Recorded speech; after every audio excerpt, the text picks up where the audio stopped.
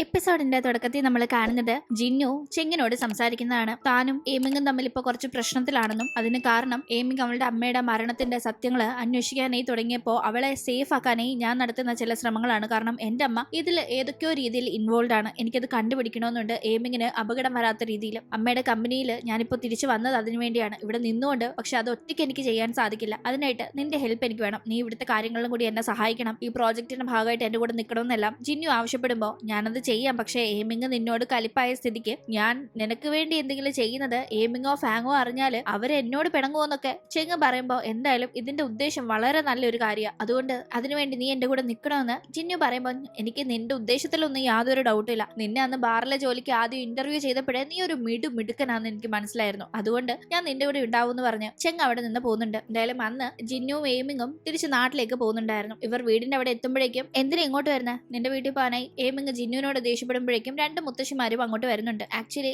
ജിന്നു മായെ വിളിച്ച് പറഞ്ഞിട്ടുണ്ടായിരുന്നു ഞാനും ഏമിങ്ങും തമ്മിൽ കുറച്ച് പ്രശ്നമാണ്, ഇത് മുത്തശ്ശിയോടൊന്നും പറയരുതെന്ന്. അവൾ പറയരുതെന്ന് പറഞ്ഞാലേ പറയൂന്ന് അറിയാവുന്നതുകൊണ്ട് അവൻ മനഃപൂർവ്വം അങ്ങനെ ഒരു നമ്പർ ഇട്ടതാണ്. എന്തായാലും അതേ കണക്ക് അവൾ പറയുകയും മുത്തശ്ശിമാരതെ എത്തുകയും ചെയ്തിട്ടുണ്ട്. തുടർന്ന് മുത്തശ്ശിമാരുടെ മുന്നിൽ ഒരു പ്രശ്നമില്ലാന്ന് ഭാവിക്കേണ്ട ഒരു സാഹചര്യത്തിൽ അവരെത്തുന്നു. ഇപ്പോൾ സിറ്റിയിൽ ഞാനൊരു സ്ഥലത്ത് ജോലിക്ക് പോവാണെന്നാണ് ജിന്നു ഈ മുത്തശ്ശിമാരോട് പറയുന്നത്. അവൻ അമ്മയുടെ കമ്പനി ജോയിൻ ചെയ്തതൊന്നും ഇവരോടൊന്നും പറയുന്നില്ല. ആ മുത്തശ്ശിമാരുടെ മുന്നിൽ ഇവർക്ക് ഒരേ റൂമിൽ അന്ന് സ്റ്റേ ചെയ്യേണ്ടി വരുന്നുണ്ട്. പക്ഷെ അപ്പോഴും ഏമിങ്ങിനോട് ജിന്നു അടുക്കാനൊക്കെ ഭയങ്കര അകൽച്ച കാണിച്ചുകൊണ്ടിരിക്കുകയാണ്. ഒരു മടിയില്ലാതെ അവൻ പിന്നെ അവളുടെ പിറകെ നടക്കുമ്പോൾ നിനക്ക് നാണോ ഇല്ലെന്നെല്ലാം അവൾ ദേഷ്യപ്പെടുമ്പോൾ ഒരു നാണോ ഇല്ല, നീ എന്റെ ഭാര്യയാണെന്ന് പറഞ്ഞ് അവൻ അവളുടെ അടുത്ത് തന്നെ കിടക്കുന്നു. അടുത്ത ദിവസം രാവിലെ പക്ഷെ അവൾ എനിക്ക് മുന്നേ എണ്ണീറ്റ് അവൻ അവിടെ നിന്ന് പോയിരുന്നു. അങ്ങനെ ഓഫീസിൽ വെച്ച് അവർ കണ്ടുമുട്ടുമ്പോഴേക്കും അപ്പോഴും അവൾ വലിയ ചാട് കാണിക്കുമ്പോൾ അവൻ അവളെ ചിരിപ്പിക്കാനും പിണക്കം മാറ്റിയെടുക്കാനും ഒക്കെ പലതും ഇരുന്ന് കാണിക്കുന്നുണ്ടെങ്കിലും അവൾ മൈൻഡ് ചെയ്തില്ല. പിന്നെ ഇവരുടെ ഈ ഒരു പ്രോജക്റ്റ് നടക്കുന്നത് എയ്മിങ്ങിന്റെയും ജിന്നുവിന്റെയും ഒക്കെ നാടിനടുത്തുള്ള സ്ഥലത്ത് തന്നെയാണ്. അതുകൊണ്ട് തന്നെ ഇവർ ഇടയ്ക്കൊക്കെ ആ ഒരു ഭാഗത്ത് വന്നു പോകുന്നുണ്ട് കൂടുതലായി. അതുകൊണ്ട് മുത്തശ്ശിമാർക്കൊന്നും ഇവർ സിറ്റിയിൽ പോയി വർക്ക് ചെയ്യുന്നതിന്റെ കാര്യത്തിൽ യാതൊരു ഡൗട്ടും തോന്നുന്നില്ല. അങ്ങനെ എന്തായാലും ആ ഒരു പ്രോജക്റ്റിന്റെ കൺസ്ട്രക്ഷൻ സൈറ്റിന്റെ അവിടെ ജിയാങ് സംശയാസ്പദമായ രീതിയിൽ ഒരു പയ്യനോട് സംസാരിക്കുന്നത് കാണുന്ന എയ്മിങ് അത് ആരാണെന്ന് അറിയാനേ അവനെ ഫോളോ ചെയ്യാൻ നോക്കുമ്പോഴേക്കും ആ പയ്യൻ ഒരു കത്തി എടുത്ത് അവളെ ആക്രമിക്കാൻ നോക്കുന്ന ആ ഒരു കാഴ്ച കണ്ടുകൊണ്ട് അങ്ങോട്ടേക്ക് എത്തുന്ന ജിന്നു അവളെ രക്ഷപ്പെടുത്തുന്നുണ്ടെങ്കിൽ അപ്പോഴാണ് ഇത് ഒറിജിനൽ കത്തിയല്ല ഫേക്ക് കത്തിയാണെന്ന് മനസ്സിലാവുന്നത്. എന്നാലും ആരാണ് അവനെന്തിരെ എയ്മിങ്ങിനെ ആക്രമിക്കുന്നത് എന്ന ഡൗട്ടില് ജിന്നു ആ പയ്യനെ പിടിക്കാൻ നോക്കുന്നുണ്ടെങ്കിലും കിട്ടിയില്ല. എന്തായാലും ആ കാര്യങ്ങൾ അന്വേഷിക്കാനായി ചെങ്ങിനെ ഏർപ്പാടാക്കുന്നു. ചെങ്ങ് തുടർന്ന് ജിയാങ്ങിനെ ഫോളോ ചെയ്യുന്നത് ഫാങ് ശ്രദ്ധിക്കുന്നുണ്ട്. നീ എന്തേ കാണിക്കുന്നത്, ജിന്നു അവന്റെ എക്സ് ഗേൾ ഫ്രണ്ടുമായിട്ട് ഒന്നിക്കാനുള്ള പരിപാടിക്ക് നീ അവനെ ഹെൽപ്പ് ചെയ്യണോ എന്നൊക്കെ ചോദിച്ച് ഈ ഒരു ഫോളോ ചെയ്ത് നടക്കുന്ന കാര്യത്തെ തെറ്റിദ്ധരിച്ച ഫാങ് പറയുമ്പോൾ ഞാൻ അങ്ങനെ ചെയ്യുവോ, നിന്റെ ബെസ്റ്റ് ഫ്രണ്ട് അല്ലേ ഏമിങ്, ഒപ്പം എന്റെയും ഫ്രണ്ടാ, അവളെ ഞാൻ അങ്ങനെ പ്രശ്നത്തിലാക്കുന്ന കാര്യങ്ങളൊന്നും ചെയ്യില്ല, നീ എന്തെങ്കിലും സംസാരിക്കുന്നതെന്നായിരുന്നു ചെങ്ങ് പറയുന്നത്. അത് ഫാങ് വിശ്വസിക്കുന്നുണ്ടെങ്കിലും എന്തെങ്കിലും കാര്യത്തിൽ ജിന്നുവിനെ പറ്റി അറിയുകയാണെങ്കിൽ എന്നോട് വേഗം തന്നെ പറയണം. എയ്മിങ്ങിന്റെ കാര്യത്തിൽ ഞാൻ ആർക്കും ഒരു കോംപ്രമൈസും ചെയ്യില്ലെന്ന് ഫാങ് പറഞ്ഞു പോകുന്നുണ്ട്. എന്തായാലും എയ്മിങ്ങിനെ കണ്ട് സംസാരിക്കാനായി അപ്പോഴേക്കും നാട്ടിലേക്ക് കൈയും എത്തിയിട്ടുണ്ടായിരുന്നു. കൈ എയ്മിങ്ങിനോട് നിന്റെ ഹസ്ബൻഡ് എന്ത് എനിക്കൊന്ന് കാണണം എന്നൊക്കെ പറയുമ്പോഴേക്കും ദേ അവിടുത്തെ ബാറിലുണ്ട്, പോയി നോക്കിക്കോളാനായി എയ്മിങ് പറയുന്നു. അവൾ ജിന്നു ബാറിന്റെ അവിടെയുണ്ട് എന്നത് തന്നെയാണ് ഉദ്ദേശിച്ച് പറയുന്നത്. പക്ഷെ ഒപ്പം തന്നെ അവിടെ ചെല്ലുന്ന കൈ അവിടെ പക്ഷെ ബാറിന്റെ ഓണർ ആയിരിക്കാം എയ്മിങ്ങിന്റെ ഹസ്ബൻഡ് എന്ന രീതിക്ക് അവിടെ ചെങ്ങനെയാണ് തെറ്റിദ്ധരിക്കുന്നത്. ആ തെറ്റിദ്ധാരണയുടെ കാര്യം മനസ്സിലാക്കുന്ന ജിന്നു അപ്പോൾ അത് കേട്ട് അവിടെ നിൽക്കുന്നുണ്ടെങ്കിലും അത് തിരുത്താനൊന്നും നിൽക്കുന്നില്ല. അതെ, ഇവർ കുട്ടിക്കാലം മുതലേ ഒന്നിച്ചുണ്ടായിരുന്നവരാ, ആ ഒരു പരിചയം വിവാഹം വരെ എത്തി, അതിനിപ്പോ എന്താ കുഴപ്പമെന്നെല്ലാം കൈയോട് ചോദിക്കുന്നു. എന്തായാലും ഇപ്പൊ എയ്മിങ്ങിന് ഹസ്ബൻഡ് ഉണ്ടെന്ന് കൺഫേം ആയില്ലേ, ഇനിയെങ്കിലും കല്യാണം കഴിഞ്ഞ് അവളുടെ പുറകെ ഇങ്ങനെ നടക്കുന്നതൊന്നും നിർത്തിയിട്ട് നിന്റെ പണി നോക്കി പോകുന്നില്ല കൈയോട് ജിന്നു പറയുന്നുണ്ടായിരുന്നു. അങ്ങനെ കൈ അവിടെ നിന്ന് പറഞ്ഞു വിട്ട ശേഷം നിങ്ങളുടെ ഈ കല്യാണത്തിന്റെ കാര്യം എത്ര നാൾ ഇതുപോലെ മറച്ചു പിടിക്കാനാ തീരുമാനമെന്ന് ചെങ്ങ് തിരക്കുമ്പോൾ ഇപ്പൊ കമ്മിറ്റ് ചെയ്തിരിക്കുന്ന ഈ പ്രോജക്റ്റ് ഒരു കുഴപ്പമില്ലാതെ കംപ്ലീറ്റ് ചെയ്യണം. അതിന്റെ ഭാഗമായിട്ട് ഇപ്പൊ നാട്ടിലെത്തുന്ന അമ്മ മടങ്ങിപ്പോണം, എനിക്ക് സത്യങ്ങൾ തിരിച്ചറിയാൻ സാധിക്കണം, എല്ലാം സോൾവ് ചെയ്യണം, അതുവരെ ഇതിങ്ങനെ പോകുന്നത് നല്ലതെന്ന് അവൻ പറയുന്നുണ്ട്. അപ്പോഴേക്കും ആ പയ്യൻ എയ്മിങ്ങിനെ ഉപദ്രവിക്കാൻ നോക്കിയത് ആക്ച്വലി ജിയാങ് പറഞ്ഞിട്ട് തന്നെയാണെന്ന് വ്യക്തമാവുന്നുണ്ട്. ജിയാങ് എങ്ങനെയും എയ്മിങ്ങിനെ ഇവിടെ നിന്ന് ഓടിക്കാൻ വേണ്ടി ചെയ്തതാണ്, കൊല്ലണം എന്നൊന്നും ഉദ്ദേശമില്ല. അതുകൊണ്ടാണല്ലോ ഫേക്ക് കത്തിയും കൊണ്ട് ഒന്ന് പേടിപ്പിച്ച് വിടുക എന്ന രീതിക്കാണ് ചെയ്തത്. പക്ഷെ ഒന്നും വർക്കാവുന്നില്ല, താനാണ് ഇതിന് പുറകിലെന്ന് എയ്മിങ്ങും ജിന്നുവും ഇപ്പൊ മനസ്സിലാക്കിയിട്ടുണ്ടെന്ന് മനസ്സിലാക്കുന്ന ജിയാങ്ങിന് ആകെ വലിയ നാണക്കേടാവുന്നുണ്ട്. താൻ എന്തൊക്കെ ചെയ്തു നോക്കിയാലും ഇവരുടെ മുന്നിൽ ജയിക്കാൻ പോകുന്നില്ല എന്ന് മനസ്സിലാക്കുന്ന അവൾ പക്ഷെ ഇവർ താൻ ചെയ്ത കാര്യങ്ങൾ കണ്ടുപിടിച്ച് അത് വലിയ ഇഷ്യൂ ആക്കാതെ ഫ്രണ്ട്ഷിപ്പിന്റെ പേരിൽ ക്ഷമിച്ചു വിടുകയാണെന്നും കൂടി മനസ്സിലാക്കുമ്പോൾ ആകെ ഒരു വില കുറഞ്ഞ രീതിക്ക് അവൾക്ക് അവളെ തന്നെ തോന്നുന്നുണ്ട്. അതുകൊണ്ട് തന്നെ എയ്മിങ്ങിന്റെ അടുത്ത് എന്ന് അവൾ സംസാരിക്കുന്നു. എയ്മിങ്ങിനോട് കാണിച്ചു കൂട്ടിയത് മുഴുവൻ ഒരു അസൂയയുടെ പുറത്ത് ചെയ്ത കാര്യങ്ങളാണെന്നും അതിനെല്ലാം സോറി എന്നും പറയുന്നവൾ ആക്ച്വലി നിങ്ങളുടെ കല്യാണ കാര്യം ജിന്നുവിന്റെ അമ്മയെ അറിയിക്കുമെന്ന് പറഞ്ഞാണ് ഞാൻ ഈ ഒരു കമ്പനിയിൽ ഇപ്പൊ കയറി കൂടിയത്. ജിന്നു നിന്നെ ഒരുപാട് സ്നേഹിക്കുന്നുണ്ട്, പ്രൊട്ടക്ട് ചെയ്യാൻ ആഗ്രഹിക്കുന്നുണ്ട്. ഇന്നീ ലോകത്ത് മറ്റെന്തിനേക്കാളേറെയും അവൻ നിന്നെ സ്നേഹിക്കുന്നുണ്ട്. അതുകൊണ്ട് അവനെ ഒരിക്കലും മിസ് ചെയ്യരുത്, ഒരു തെറ്റിദ്ധാരണയുടെ പുറത്ത് ഒന്നും ഇല്ലാണ്ടാവരുതെന്നൊക്കെ പറഞ്ഞ് ജിയാങ് സംസാരിക്കുമ്പോൾ ഏമിങ്ങിന് എന്തോ ഒരു ഭയങ്കര ഭാരം കുറഞ്ഞ കണക്ക് തോന്നുന്നുണ്ട്. അവൾ പിന്നീട് പ്രോജക്ടിന്റെ ഭാഗമായി ആ ഒരു റേസിംഗ് ക്ലബില്ലേ അവിടേക്ക് ഇവരെല്ലാരും കൂടി പോകുന്നുണ്ട്. അതും കൂടി ചേർത്ത സ്ഥലത്താണ് അവരൊരു പ്രോജക്ട് ചെയ്യാനായി പോകുന്നത്. ഈ ടീം അവിടേക്ക് എത്തുന്ന ജിന്നു ഈ ഒരു സ്ഥലത്ത് എത്തുമ്പോൾ പണ്ട് റേസ് ചെയ്ത ഓർമ്മകൾ വരുന്നു. എന്താ നമുക്കൊന്ന് റേസ് ചെയ്ത് നോക്കിയാലോ എന്ന് കയ്യെ വിളിക്കുമ്പോൾ കൈ അതൊരു ചലഞ്ചായി എടുക്കുന്നുണ്ട്. ഈ ടീം അവിടെ ഉണ്ടായിരുന്ന ഏമിങ്ങിനോട് തന്റെ കൂടെ വരാനായി ജിന്നു ആവശ്യപ്പെടുമ്പോൾ രണ്ടുപേരും മാച്ചിങ് ഡ്രസ്സൊക്കെ ഇട്ടുവന്ന് എന്താണ് പരിപാടി എന്നൊക്കെ ഭയങ്കര ഇഷ്ടക്കേടോടുകൂടി അത് കാണുന്ന കൈ ജിന്നുവിന്റെ വണ്ടിയിലേക്ക് ഏമിങ് ചെന്ന് കയറുന്നതും കൂടി കാണുമ്പോൾ ഒരു സമാധാനം ഇല്ലാണ്ടാവുന്നുണ്ട്. എന്തായാലും അവിടെ അവർ റേസ് ചെയ്യാണ് ഈ ഒരു ടീം. ഏമിങ് ജിന്നുവിനോട് പറ, നീയല്ലേ എന്റെ അമ്മയുടെ ആ കേസിലെ അന്ന് മൊഴി മാറ്റിയ ഐ വിറ്റ്നസ് എന്നവൾ ചോദിക്കുമ്പോൾ അവൻ ആകെ ഷോക്ക് ആവുന്നുണ്ട്. ആക്ച്വലി അന്ന് കാണാതായ ഫൂട്ടേജ് എന്റെ കയ്യിലുണ്ട്. എന്റെ അമ്മയും നീ അന്വേഷിച്ചെത്തിയ മിസ്റ്റർ വാങ്ങും സംസാരിക്കുന്ന ഫൂട്ടേജ് ആയിരുന്നു അത്. മിസ്റ്റർ വാങ്ങിനെ ഇപ്പോൾ കാണാനില്ല, അയാൾ മിസ്സിംഗ് ആണ്. നീ ഈ കാര്യങ്ങൾ അന്വേഷിക്കുന്നു അറിഞ്ഞാൽ നിനക്കും എന്തെങ്കിലും പറ്റുമെന്ന് എനിക്ക് നല്ല പേടിയുണ്ട്. ആക്ച്വലി വാങ്ങിന്റെ കാറിൽ ആരോ ഉണ്ടായിരുന്നു. അവർ തമ്മിൽ എന്തോ ഒരു വാക്കുതർക്കാണ് ഞാൻ അതിലൂടെ പോയപ്പോ കണ്ടത്. പിന്നീട് ആ ലേഡി മരിച്ചു എന്ന രീതിക്ക് കണ്ടപ്പോൾ അത് ജസ്റ്റ് ഒരു മരണമായിട്ട് തോന്നാത്തതിന്റെ പേരിൽ ഞാൻ പോലീസിന് മൊഴി കൊടുത്തിരുന്നു. പക്ഷെ പിന്നീട് എന്റെ അമ്മ നീ കാറിന് നമ്പർ പ്ലേറ്റ് ഒന്നും ശരിയായിട്ട് കണ്ടില്ലല്ലോ എന്നൊക്കെ പറഞ്ഞ് എന്നെ പലതും പറഞ്ഞ് കൺഫ്യൂഷനിലാക്കിയപ്പോൾ അങ്ങനെ എനിക്ക് മൊഴി മാറ്റി പറയേണ്ടി വന്നതാണ്. എനിക്ക് അപ്പോൾ ഒന്നും അറിയില്ലായിരുന്നു. പക്ഷെ ഇപ്പോൾ കാര്യങ്ങളെ പറ്റി മനസ്സിലാക്കി വരുന്തോറും എനിക്കതിലെ ദുരൂഹത വ്യക്തമാവുന്നുണ്ട്. എന്റെ അച്ഛനെ എനിക്ക് നഷ്ടപ്പെട്ടു, നിന്നെ അതുപോലെ നഷ്ടപ്പെടരുത് എന്ന് ഞാൻ ഒരുപാട് ആഗ്രഹിക്കുന്നുണ്ട്. അതിനുവേണ്ടിയാ ഞാൻ ഇതൊക്കെ ചെയ്യുന്നത്. നീ ഇപ്പോൾ നമ്മൾ ഈ കാറിൽ പോകുന്ന ടീം എന്നോട് ചോദിച്ചില്ലേ, ഇതേ കണക്ക് വർഷങ്ങൾക്ക് മുന്നേ ഞാനും അച്ഛനും കൂടി കാറിൽ പോകുന്ന ടീമാണ് അശ്രദ്ധ മൂലം ഒരു വലിയ ആക്സിഡന്റ് അന്ന് സംഭവിച്ചത്.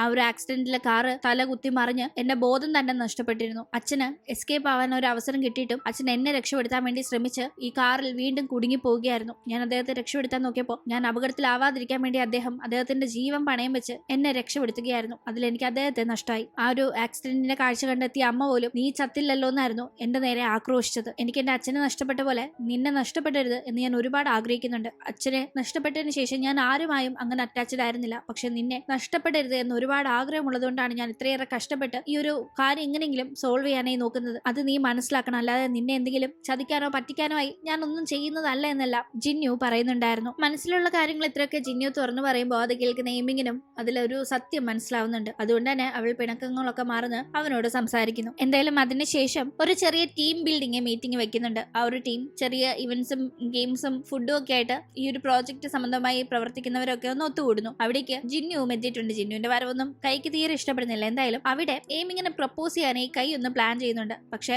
ഇതിന്റെ ഇടയിൽ ജിന്നുവും എയിമിങ്ങും ഇപ്പൊ പിണക്കം മാറിയിരിക്കുന്നത് കൊണ്ട് തന്നെ അവർ ആരും കാണാതെ കുറച്ച് ടൈം ഇങ്ങനെ ഒറ്റയ്ക്ക് മാറിയൊക്കെ നിൽക്കുന്ന ആ ഒരു സമയത്ത് അത് തായ് കാണുന്നുണ്ടായിരുന്നു. കൈ ഇതറിയാതെ അങ്ങോട്ടേക്ക് എത്തി. ഇത് കണ്ട് ഇവരുടെ രഹസ്യം പരസ്യമാവാതിരിക്കാനായി തായ് വളരെയധികം പാടുപെട്ടാണ് കൈ എന്ന് ഡൈവേർട്ട് ചെയ്ത് വിടുന്നത്. അങ്ങനെ എന്തായാലും ജിന്നുവും എയിമിങ്ങും ഇപ്പൊ അവരുടെ ഇടയിൽ ആ ഒരു തെറ്റിദ്ധാരണ ഒക്കെ മാറി നന്നായി തന്നെ മുന്നോട്ട് പോകുന്നുണ്ട്. പക്ഷെ അപ്പോഴേക്കും മറ്റൊരു പുതിയ അതിഥി വരുന്നുണ്ട്. ജിന്നുവിന്റെ ഒരു പഴയ ക്ലാസ്മേറ്റും ഫാമിലി ഫ്രണ്ടായ ഒരു പെൺകുട്ടിയും കൂടിയാണ്. ഇപ്പൊ ജിന്നുവിന്റെ അമ്മയാണ് ഇവരുടെ ഈ ഒരു പുതിയ പ്രോജക്ടിന്റെ കാര്യങ്ങൾ നോക്കുന്നത് ജിന്നു ആണ്. അപ്പൊ നിങ്ങളുടെ ബിസിനസ് ആയിട്ട് കൊളാബറേറ്റ് ചെയ്യാൻ എന്തെങ്കിലും ഒരു ചാൻസ് ഉണ്ടെങ്കിൽ പോയി നോക്കി മനസ്സിലാക്കിക്കോ എന്ന് പറഞ്ഞ പെൺകുട്ടിയെ പറഞ്ഞു വിട്ടതെന്നും പറഞ്ഞാണ് അവൾ വന്നിരിക്കുന്നത്. അവളുടെ മുന്നിൽ ഇവർ രണ്ടുപേരും നന്നായി തന്നെ ഡൗട്ട് തോന്നാത്ത രീതിയിൽ നിൽക്കുന്നുണ്ട്. പ്രത്യേകിച്ച് ആ പെൺകുട്ടി ജിന്നുവിനോട് പണ്ടോട്ടേ അവൾക്കൊരു ക്രഷ് ഉള്ളത് കൊണ്ട് തന്നെ ആ രീതിക്കാണ് സംസാരിക്കുന്നതും അടുത്തിടപെടാൻ നോക്കുന്നതൊക്കെ. പക്ഷെ ജിന്നു നന്നായി തന്നെ ഡിസ്റ്റൻസ് മെയിൻറ്റെയിൻ ചെയ്ത് കൊണ്ടുപോകുന്നു. അതിനിടയിൽ ഫാങ്ങിന്റെയും ഹസ്ബൻഡിന്റെയും ഡിവോഴ്സ് കേസ് നടക്കുന്നുണ്ട്. മുന്നേ കാര്യങ്ങളിൽ ഡിലേ ആയി പോയെങ്കിൽ ഇപ്പോ ആള് റീസെന്റ് ആയി വൈഫായ ഫാങ്ങിനെ ഉപദ്രവിച്ചതിൽ പോലീസ് കേസിൽ പെട്ടിരുന്നല്ലോ. അപ്പോൾ അതിന്റെ എവിഡൻസിന്റെ പുറത്ത് വേഗം തന്നെ ഡിവോഴ്സ് സാങ്ഷൻ ആവുന്നു. അങ്ങനെ അതിന്റെ ഒരു ആഘോഷമായിരുന്നു പിന്നീട് ചെങ്ങിന്റെ ബാറിൽ നടക്കുന്നത്. പ്രത്യേകിച്ച് ചെങ്ങിന് ഫാങ് ഇപ്പൊ വീണ്ടും സിംഗിൾ ആയതുകൊണ്ട് തന്നെ അവനൊരു പ്രതീക്ഷയുടെ വകയുണ്ട്. ഫാങ്ങിന്റെയും കുഞ്ഞിന്റെയും കൂടെ അവന് സന്തോഷമായി ജീവിക്കാൻ ഒരു ചാൻസ് ഉണ്ട് എന്ന ഭയങ്കര സന്തോഷമാവുന്നുണ്ടായിരുന്നു. അങ്ങനെ ഇവിടെ ഈ ഒരു സെലിബ്രേഷൻ നടക്കുന്നതിന്റെ ഇടയിൽ ജിന്നുവും എയിമിങ്ങും അവരുടേതായ കുറച്ച് സമയം കണ്ടെത്തുന്നുണ്ട്. അവർ അങ്ങനെ ഹാപ്പിയായി കിസ് ചെയ്ത് നിൽക്കുന്ന കാഴ്ച കണ്ടുകൊണ്ടായിരുന്നു അങ്ങോട്ടേക്ക് അവന്റെ ആ പഴയ ഫ്രണ്ടിന്റെ വരവ്. ആ പെൺകുട്ടിയുടെ പേര് യാങ് എന്നാണ്. യാങ് കഴിഞ്ഞ ദിവസം ഓഫീസിൽ വെച്ച് ജിന്നുവിനെയും എയിമിങ്ങിനെയും കണ്ട് സംസാരിച്ചിരുന്നപ്പോഴും അവർ ഫോർമലായി പരിചയമുള്ളവർ മാത്രമാണെന്നാണ് കരുതിയിരുന്നത്. ഒരു രീതിക്കും ഇവർക്കിടയിൽ ഇങ്ങനെ ഒരു റിലേഷൻ ഉണ്ട് എന്നൊരു ഡൗട്ട് പോലും യാങ്ങിന് തോന്നിയിരുന്നില്ല. പക്ഷെ ഇവിടെ ഇവരിങ്ങനെ കണ്ട് യാങ് ആകെ ഷോക്കായി നിൽക്കുന്നുണ്ട്. യാങ് ഇവിടെ വന്ന് തങ്ങളെ കണ്ടതൊന്നും ഇവർക്കൊട്ട് അറിയേയില്ല. എന്തായാലും ആ സെലിബ്രേഷൻ കഴിഞ്ഞ ചെങ്ങാണ് ഫാങ്ങിനെ വീട്ടിൽ കൊണ്ടാക്കാനായി പോകുന്നത്. ആ ഒരു ടീം ഫാങ്ങിന് കുഞ്ഞ് ഉറങ്ങി പോയിട്ടുണ്ടായിരുന്നു. ഇറങ്ങുന്നതിന് മുന്നേ ഫാങ്ങിനോട് എന്തായാലും വലിയൊരു ഭാരം ഇപ്പൊ താത്തു വെച്ചില്ലേ, ഇനിയിപ്പോ ലൈഫ് മുന്നോട്ട് നല്ല രീതിയിൽ കൊണ്ടുവന്ന കാര്യങ്ങളെ പറ്റി നോക്കണം, അവൾക്കൊരു കൂട്ട് വേണ്ടേ എന്നൊക്കെ പറഞ്ഞ് അവൻ സംസാരിക്കുമ്പോൾ എനിക്കൊരു കൂട്ടും വേണ്ട, ഒരു കൂട്ടിനായിട്ട് കണ്ടുപിടിച്ച ആളെ ഒഴിപ്പിച്ച് വിട്ടത് ഒരു വിധവ, ഞാനൊന്നും മര്യാദയ്ക്ക് ജീവിച്ചോട്ടെ, ഇപ്പൊ ഒരു കൂട്ടിനെ പറ്റി ഞാൻ ചിന്തിക്കുന്നില്ല എന്ന് അവൾ അവനോട് പറയുന്നു. അങ്ങനെ എന്തായാലും അടുത്ത ദിവസം ഒരു പണി ഒപ്പിക്കുന്നുണ്ടായിരുന്നു യാങ്. അവൾ കഴിഞ്ഞ ദിവസം ജിന്നുവും ഏമിങ്ങും തമ്മിലുള്ള അടുപ്പം മനസ്സിലാക്കി ഇതൊന്നും ഭാവിക്കാതെ രാവിലെ തന്നെ ജിന്നുവിനെ വിളിച്ചു വരുത്തുന്നുണ്ട്. ഒരു ഫോർമൽ മീറ്റിംഗ് എന്നും പറഞ്ഞു ഒരാളുമായിട്ട് മീറ്റിംഗ് അറേഞ്ച് ചെയ്തിട്ടുണ്ടെന്നും പറഞ്ഞാണ് വിളിച്ചു വരുത്തിയിരിക്കുന്നത്. അയാൾ വരുന്നതിന് മുന്നേ നമുക്കൊന്ന് സംസാരിക്കാമെന്നും പറഞ്ഞ് യാങ് ആകട്ടെ ജിന്നുവിനോട് അവൾക്ക് പണ്ടുതൊട്ടേ അവനോടുള്ള ഇഷ്ടം അറിയാലോ, ഒപ്പം തന്നെ അവന്റെ ഫാമിലിക്ക് താൻ മരുമകളാവുന്നത് തന്നെയാണ് താല്പര്യം. അതിനാണ് അവന്റെ അമ്മ ഇപ്പോ അവരുടെ ബിസിനസ് ഇവരുടെ ബിസിനസ്സും കൂടി ഒന്നിച്ച് ഒരു പ്രോജക്റ്റിൽ വർക്ക് ചെയ്യണമെന്ന രീതിക്ക് വിളിച്ചു വരുത്തിയിരിക്കുന്നത്. എന്തായാലും തനിക്കും ജിന്നുവിനും കണ്ടുമുട്ടാൻ അത് വലിയൊരു അവസരമായി, നമുക്കിനി ഒന്നിക്കാന്നൊക്കെ പറഞ്ഞ് അവൾ ഭയങ്കര കാര്യമായിട്ട് അവനോട് ചേർന്ന് നിന്ന് സംസാരിക്കുന്നുണ്ട്. ആ സമയം അതേ സ്ഥലത്തേക്ക് ഒരാൾ വരുന്നുണ്ടായിരുന്നു. അയാൾ ഈ സംസാരം മുഴുവനും കേൾക്കുന്നു. വന്നയാളെ യാങ് ജിന്നുവിനെ പരിചയപ്പെടുത്താണ്. ഇത് മിസ്റ്റർ കങ്. ഇദ്ദേഹം പ്രോജക്റ്റിന് സോഴ്സ് ചെയ്യുന്ന ഒരു ബാങ്കിന്റെ പ്രസിഡന്റ് ആണ്. വിദേശത്തായിരുന്നു ഇദ്ദേഹം. ഇപ്പൊ മീറ്റിംഗിനായി ഞാൻ വിളിച്ചു വരുത്തിയതാണെന്നെല്ലാം പറഞ്ഞ് അവൾ സംസാരിച്ച് പരിചയപ്പെടുത്തുന്ന കൂട്ടത്തിൽ തന്നെ ഇദ്ദേഹത്തിന്റെ മകളും ഈ ഒരു പ്രോജക്റ്റിന്റെ ഭാഗമായി വർക്ക് ചെയ്യുന്നുണ്ട്. കഴിഞ്ഞ ദിവസം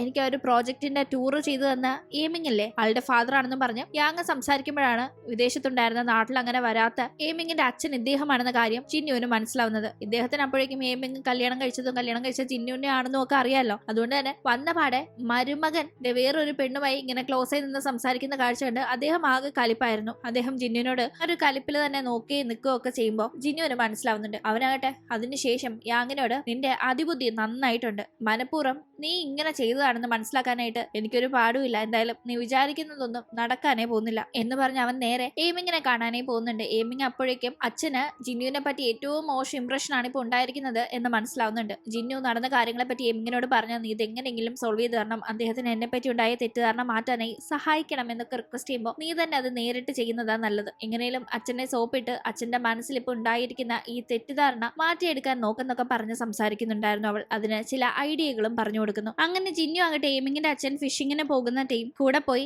അദ്ദേഹത്തെ സംസാരിച്ച് കാര്യങ്ങൾ ബോധ്യപ്പെടുത്താനായി സാധിക്കുന്നുണ്ട്. അതായത് അദ്ദേഹം വെറുതെ തെറ്റിദ്ധരിച്ചതാണ്, അദ്ദേഹം വിചാരിക്കുന്ന കണക്ക് അവൻ്റെ ഒരു പ്രശ്നക്കാരനല്ല, അവന് ഏമിങ്ങിനെ വളരെ ഇഷ്ടമാണ്, അവളെ ചതിക്കാനോ പറ്റിക്കാനോ ഒന്നും അവന് യാതൊരു ഉദ്ദേശവും ഇല്ല എന്നത് അദ്ദേഹത്തെ ബോധ്യപ്പെടുത്തി എടുക്കുമ്പോൾ ഏമിങ്ങിന്റെ അച്ഛനും സമാധാനം ആവുന്നുണ്ട്. എന്തായാലും ഇതിന്റെ ഇടയിൽ ഏമിങ് ഒരു കാര്യം കണ്ടെത്തുന്നുണ്ട്. ആക്ച്വലി ഏമിങ്ങിന്റെ മുത്തശ്ശിയും ആന്റിമാരും ഒക്കെ അവളുടെ അച്ഛന്റെ സൈഡിൽ നിന്നുള്ള ആൾക്കാരാണ്. ഏമിങ്ങിന്റെ അമ്മ ഒരു അനാഥയാണ്. അമ്മ വളർന്ന ഓർഫനേജുമായി ബന്ധപ്പെട്ട് വലിയൊരു പ്രശ്നത്തിൽ അമ്മ പെട്ടിട്ടുണ്ടായിരുന്നു. അതായത് ഈ ഓർഫനേജിൽ വളർന്ന അമ്മ പിന്നീട് ഏമിങ്ങിന്റെ അച്ഛനെ കല്യാണം കഴിച്ച് അങ്ങനെ ഫാമിലി അതേ നാട്ടിൽ തന്നെ ജീവിക്കുകയായിരുന്നു, ഇവരുടെ ഇതേ നാട്ടിൽ തന്നെ. പക്ഷെ അതിന്റെ ഇടയിൽ അമ്മ ഒരു വലിയ ഫ്രോഡിന്റെ ഭാഗമായി ഒരു പ്രോജക്റ്റിന് വേണ്ടി കുറെ ഇൻവെസ്റ്റേഴ്സിനെ തരപ്പെടുത്തേണ്ട ഒരു സാഹചര്യത്തിൽ ഈ ഒരു അനാഥാലയത്തിന്റെ ഭാഗത്ത് നിന്നും അതുപോലെ മറ്റു പലരിൽ നിന്നും കുറെ ഫണ്ട് കളക്ട് ചെയ്ത് ഏമിങ്ങിന്റെ അമ്മ മിസ്റ്റർ വാങ്ങിനെ ഏൽപ്പിച്ചിരുന്നു. പക്ഷെ പിന്നീട് അയാൾ പറ്റിക്കുകയും ഈ വാങ്ങിച്ചു കൊടുത്ത കാശിനെല്ലാം അമ്മ അക്കൗണ്ടബിലിറ്റി ഏറ്റെടുക്കേണ്ടി വരികയുമായിരുന്നു ഉണ്ടായിരുന്നത്. അങ്ങനെ ഒരു ഇൻവെസ്റ്റ്മെന്റ് ഫ്രോഡ് എന്ന വലിയ കേസിൽ ഏമിങ്ങിന്റെ അമ്മ പെട്ടിരുന്നു. ഒരു നല്ല ഇൻവെസ്റ്റ്മെന്റ് എന്ന രീതിക്കാണ് ഈ ഫണ്ടൊക്കെ ഏമിങ്ങിന്റെ അമ്മ തരപ്പെടുത്തി കൊടുത്തത്. പക്ഷെ ഇതുപോലെ കാശ് വാങ്ങി പറ്റിച്ച് ഇത്രയും വലിയ പണി തനിക്ക് കിട്ടുമെന്ന് അവർ വിചാരിച്ചിരുന്നില്ല. എന്നാലും അതിനുശേഷമൊക്കെയാണ് അമ്മ മരിച്ചിരിക്കുന്നത് എന്ന കാര്യങ്ങൾ അവൾക്ക് മനസ്സിലാവുന്നുണ്ട്. കൂടാതെ അമ്മ മരിച്ച ശേഷം അതിലാകെ അപ്സെറ്റ് ആയ അച്ഛൻ അങ്ങനെ എപ്പോഴും നാട്ടിലൊന്നും വരാറുണ്ടായിരുന്നില്ല, വിദേശത്തായിരുന്നു കൂടുതലും. ഇപ്പൊ ഏമിങ്ങിന്റെ കല്യാണക്കാര്യവും കാര്യങ്ങളും എല്ലാം കൊണ്ടും ഒപ്പം തന്നെ ഇവർ ഒന്നിച്ച് ചെയ്യാൻ പോകുന്ന ആ ഒരു പ്രോജക്റ്റിന് ഫണ്ട് ചെയ്യാനായി ഒരു അവസരം കിട്ടിയപ്പോൾ അതിനുവേണ്ടിയും കൂടി അച്ഛൻ കാര്യങ്ങൾ അന്വേഷിക്കാനായി മടങ്ങിയെത്തിയപ്പോഴാണ് ഇപ്പോൾ ഏമിങ്ങിനും അവൾ അന്വേഷിക്കുന്ന കാര്യങ്ങൾ ഓരോന്നോരോന്നായി കണ്ടെത്താനായി സാധിച്ചിരിക്കുന്നത്. അമ്മ ഇത്രയും വലിയൊരു പ്രശ്നത്തിൽ കുടുങ്ങിപ്പോയിരുന്നു എന്ന കാര്യങ്ങളൊക്കെ ഇപ്പോൾ മനസ്സിലാക്കുന്ന അവൾ ആകെ അപ്സെറ്റ് ആകുമ്പോൾ കഴിഞ്ഞത് കഴിഞ്ഞു, ഇനിയിപ്പോൾ അതൊന്നും പറഞ്ഞിട്ട് യാതൊരു കാര്യമില്ല, അതുകൊണ്ട് പാസ്റ്റ് നോക്കിക്കൊണ്ടിരിക്കാതെ നമ്മൾ മുന്നോട്ട് എങ്ങനെ പോകും എന്നതിനെ പറ്റി മാത്രം ഇപ്പൊ ചിന്തിക്കാനായി പറയുമ്പോൾ എന്തായാലും എന്റെ അമ്മയുടെ നിരപരാധിത്വവും സത്യാവസ്ഥയും എല്ലാവരും ബോധ്യപ്പെടുത്താതെ എനിക്ക് ഇതിൽ നിന്നൊരു സമാധാനം ഉണ്ടാവില്ല എന്നെല്ലാം അവൾ പറയുന്നുണ്ട്. അച്ഛനാകെ ടെൻഷൻ ആവുന്നുണ്ട് ഇവളിതൊക്കെ കേട്ട് മനസ്സിലാക്കി ഇനി ഇതിന്റെ പുറകിനൊക്കെ പോയി ആകെ പ്രശ്നത്തിലാവുമെന്ന്. അത് മനസ്സിലാക്കുന്ന ജിന്നു അദ്ദേഹത്തെ അവൾക്ക് ഒരു പ്രശ്നം വരാതെ കൂടെ നിന്ന് എല്ലാ കാര്യത്തിനും താൻ സേഫായി അവളെ നോക്കുമെന്ന് വാക്ക് കൊടുക്കുമ്പോഴാണ് അദ്ദേഹത്തിന് കുറച്ച് സമാധാനം ആവുന്നത്. എന്തായാലും അപ്പോഴേക്കും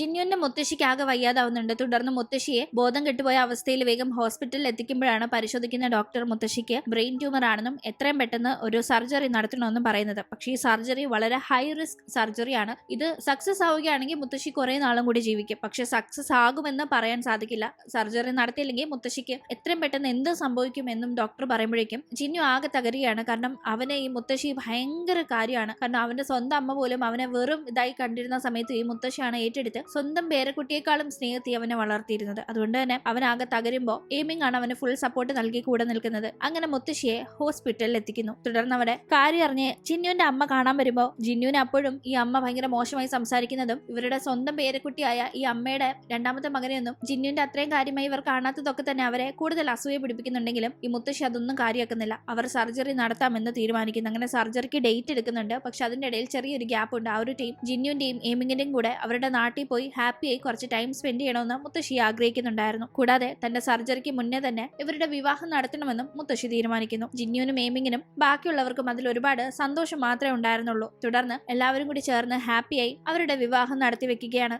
ലീഗലി രജിസ്റ്റർ ചെയ്തിരുന്ന അവരുടെ മാരേജ് ഇപ്പോ ചടങ്ങായി നടത്തി എല്ലാവരും ആ ഒരു സന്തോഷത്തിൽ അങ്ങനെ ഒത്തുകൂടുന്നു. അങ്ങനെ അവിടെ കൊണ്ട് ഇന്നത്തെ എപ്പിസോഡ് ഇവിടെ അവസാനിക്കുന്നു. നാളത്തെ എപ്പിസോഡോടുകൂടി നമ്മുടെ ഈ ഡ്രാമ അവസാനിക്കുന്നതായിരിക്കും.